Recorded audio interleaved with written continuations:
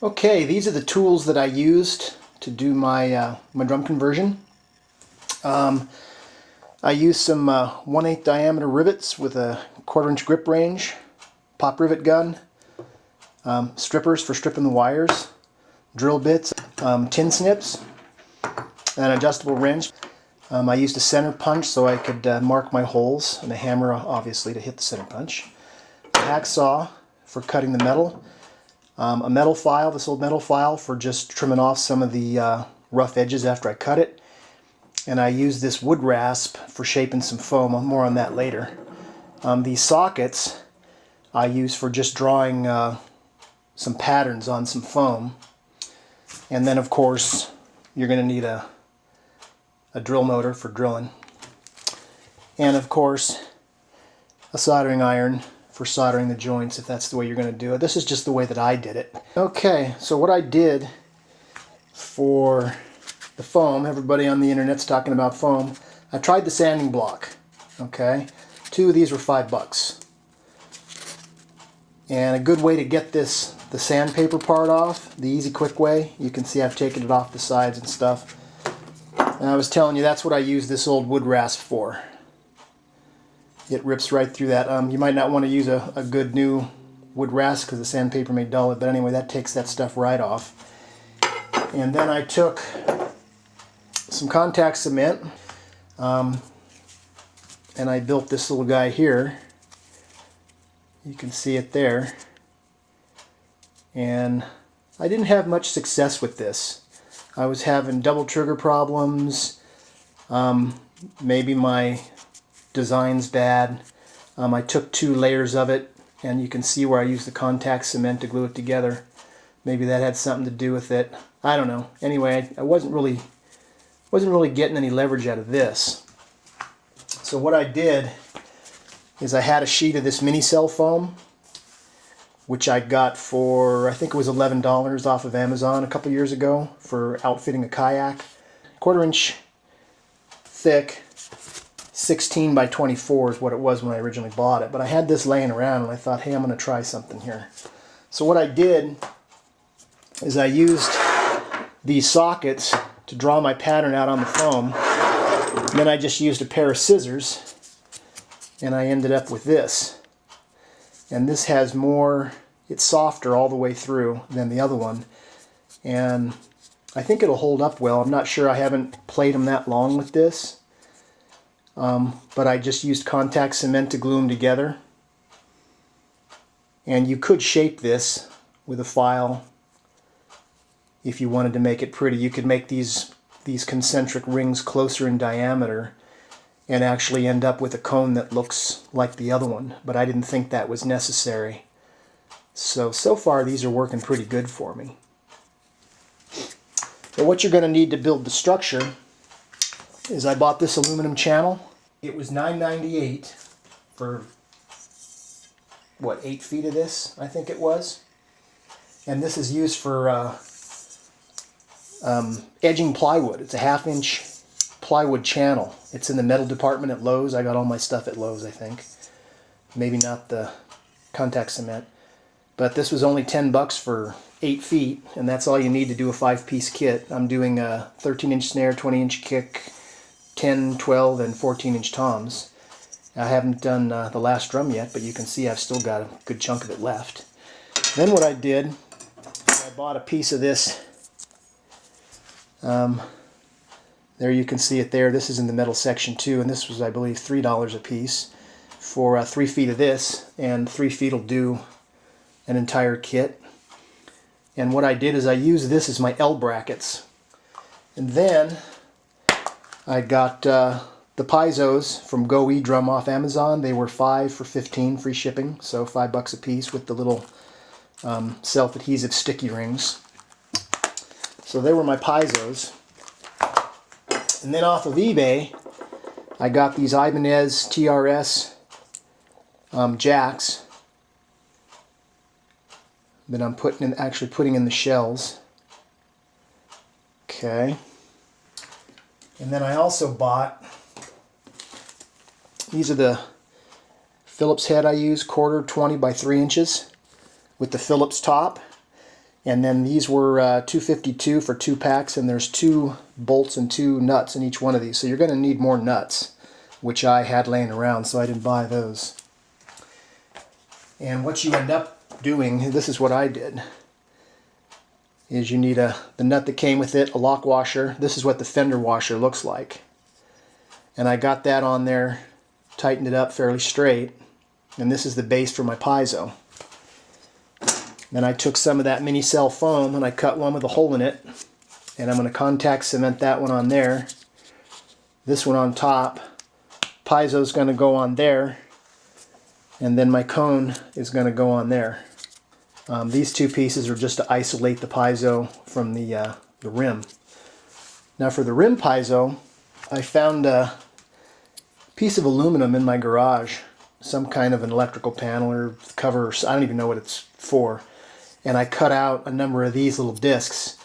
So what I'm going to do is I'm going to drill a hole through the center, and then I'm going to pop rivet that on, and then the rim piezo is just going to go on that. So what I did is measure my shell, then I measure the piece of metal, and I just make a mark. In this case it's at 30.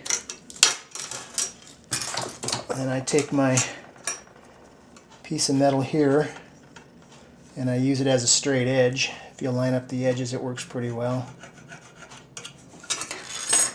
And I get the little mark there, and that's where I'm going to cut it. I've marked my channel with my punch, like I showed you before, and I'm just drilling the holes out for the channel. I need it to be 15 millimeters. That's where my bend's going to be. So that's right here. So I'm just marked that with my pen, and then I'm going to bend it. And to bend it, this is where the vise comes in handy again, is I just throw it into the vise on that line, like so, making sure it's in there even, and then I just bend it. Okay. And there's how I'm making my L brackets. And you can cut this with the tin snips.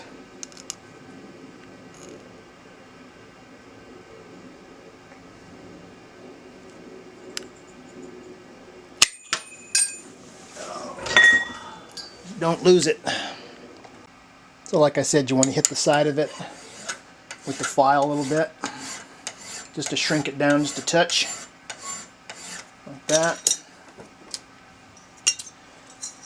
And then theoretically, like I showed you before, it's going to fit in there, and then we'll mark our holes.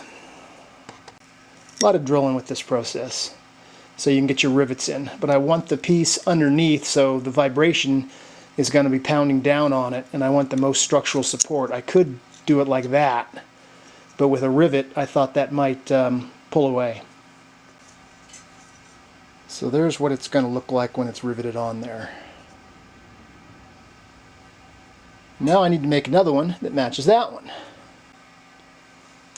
Okay, here's the center plate for the rim piezo.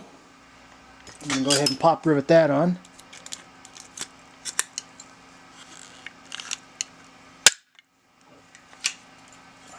There we go. Ready to put in the drum.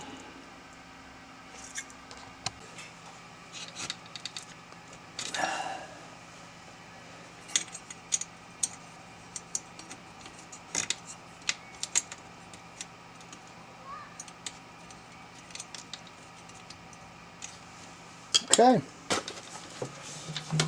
there it is there.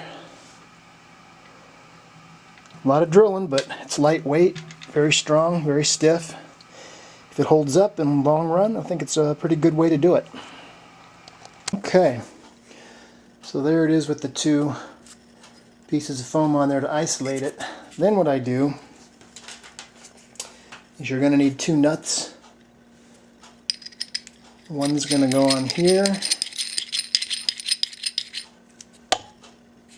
Okay, and then on the bottom of it, we're going to use a big washer that I got that won't fit inside the track to tighten it up against, and of course a lock washer. to keep it tight with the vibration. So it's basically going to go like that. And then these guys are going to go on the bottom. And then if I can get that nut started, there we go. And that's going to go like that. And then I can adjust the height however I like it. Okay, then what I did is I took one of the sticky rings, the double-sided sticky ring for the piezo, and I drilled a hole through it. Well, I basically cut a hole through it to go where this rivet is so that the piezo will lie flat on the plate. So I just stick this guy right down there like that. Once we get this off, we can stick the rim piezo. There we go. So now the rim piezo is going to go here, and we'll just stick that guy on there like so. There we go. Okay. And then we're going to do the same thing for the top, except we don't have to punch that hole in there. Get our piezo. I think I'll put him in this orientation. Okay, so I've connected the wires all up. I put some tape on there just to hold them together. Attach it to my module. Tap here for the rim, here for the head. And if the module's telling me that's rim and head, then it's wired good. And then I can go ahead and solder these connections and get on with it. Okay, on my kick drum, I did a couple things different. I used 2 bolts so the cross member wouldn't sag due to vibration, because I ran it diagonally because I have a center tom mount there, and I wanted to try and keep the vibration from the toms giving crosstalk to the kick drum, and it seems to be working. I also used a different piece of foam here, and the beaters are hitting here and here, so about 2.5 inches from the actual piezo, which is here. And then the next thing I did different is I used this instead of the fender washer that I used on all my other drums that I showed you before. That was my first try, and I thought that would work good, but the rubber's so hard it doesn't really cushion. So after that, I've got the 2 layers of foam here like I did before, same thing. I attached my connections just with tape, and I put the head on and played it to make sure everything was working right. So make sure you do that in case you have to switch the wires around. And there's my jack coming in. And the foam I used is just it's almost a standard piece of foam, although it's gray. I got this in packing with something I bought. I can't remember what it was now, but I had this laying around. So I think a regular piece of foam, and it seems to be working really well. I took my Roland apart, and the Roland had a big memory foam that the beaters would actually strike on, and then it had the actual cone for the trigger down lower. So that's why I kind of set this so my beaters are a little bit high. That's the way it was on the Roland. It seems to be working great. Here's the wiring diagram I used. If it doesn't work, like I say, tape the wires first, try the drum, switch them around. I saw different diagrams on different websites, but this is what I used, and it seems to be working.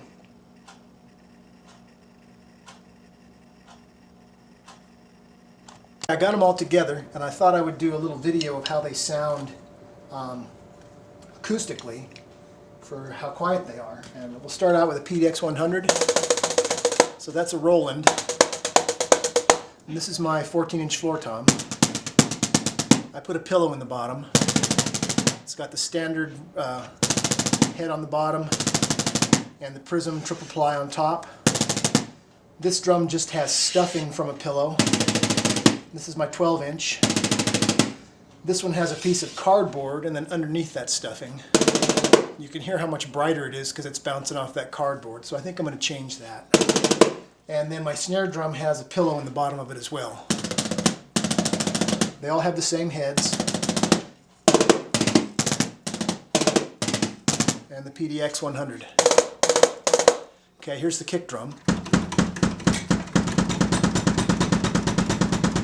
And I've I've got a memory foam pillow lying in the bottom against the front and back head. I've got a standard resonance head with a hole in the front, and the Prism triple ply on the back here, and the PDX 100. Okay, now I'm going to throw on there, for your listening enjoyment, a Roland, what is it here? A PD80. Okay, here's a PD80. Floor tom.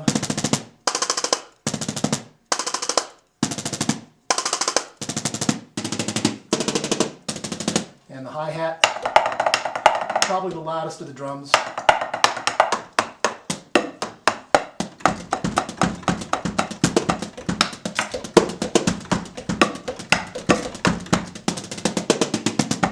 So there's how they sound acoustically. Now I'm going to run them through the drum module so you can hear how the triggers are triggering. I'm quite pleased so far.